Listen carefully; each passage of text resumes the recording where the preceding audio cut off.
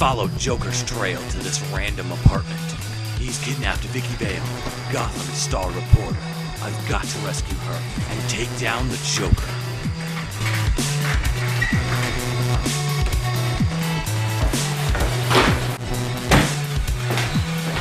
Where did he go? Batman! There, in the living room. Joker, where are you?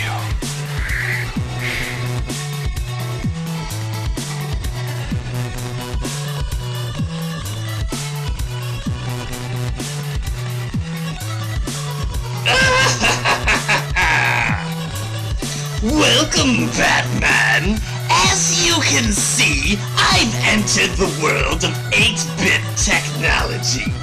If you want to rescue your sweet little gossip columnist, you'll have to play to win. Joker, what have you done? Where is she? Where is she? Oh, that stings. Not catching on yet? Pick up that controller, turn on that television, and let's dance in the pale moonlight together. Alright, Joker. Here I come.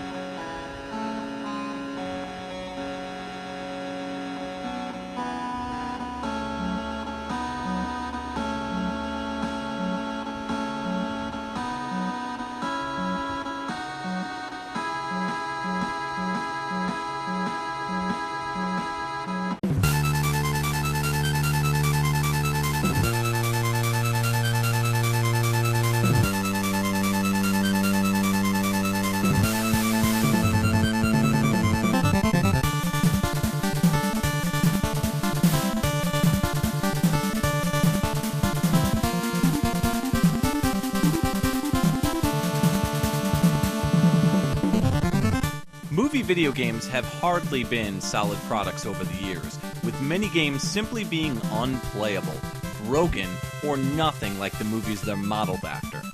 Superhero-based games have shared a similar fate, never reaching a peak of excellence.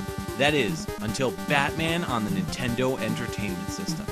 Based off the Tim Burton classic film, Batman's plot is small, but uses the story from the movie with an accurate portrayal. Batman's trying to save Gotham and love interest Vicki Vale from the clutches of the evil Joker. Vicki Vale actually has some useful intel about Joker's plot, to use gas companies to invoke fear into Gotham's citizens.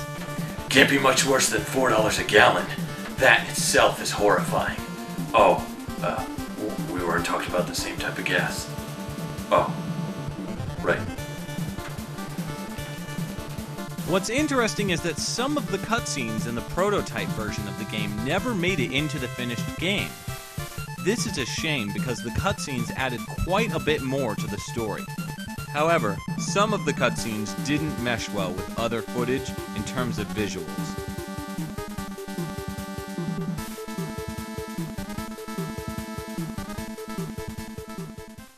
What's going on with Joker's face? Each time we see him, he looks different. Sometimes he looks like Jack Nicholson's portrayal, and other times... Well, isn't that just lovely? Batman for the NES consists of 5 levels. Traversing the streets is what Batman does best, but this game will have you running through chemical plants, sewers, caves, and more. Taking a cue from the Ninja Gaiden games, Batman can hook himself to walls and jump off of them, introducing a fun way to try avoiding obstacles. Here's a perfect example. I want to avoid fighting these street thugs, so I'll just use my wall jump skills to completely avoid them. Sneaky, like the night. Controls are nice and tight, allowing Batman the ability to make quick decisions when jumping. There's a bit more control in this game than in titles like Castlevania, where your jump is not as malleable. Jumping in Batman is practically pressure sensitive. helping players go where they want to when moving throughout the levels. It's not perfect though, and there are times where you'll need to be perfect in order to avoid losing major amounts of health. Ouch! Batman gets 4 standard weapons to use throughout the game. Fists are default, followed by the Batarang, a weird spike-shooting pistol, and some sort of triple exploding bomb thingy. Even I don't know what that last one does. The only complaint that I have with choosing weapons is the game doesn't pause when pressing start to cycle through weapons. However, in most situations, you have plenty of time to choose your weapon.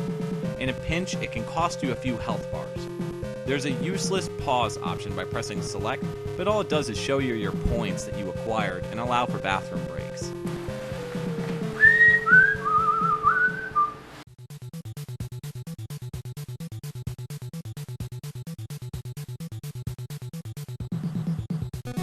Can we get a round of applause for the soundtrack in this game?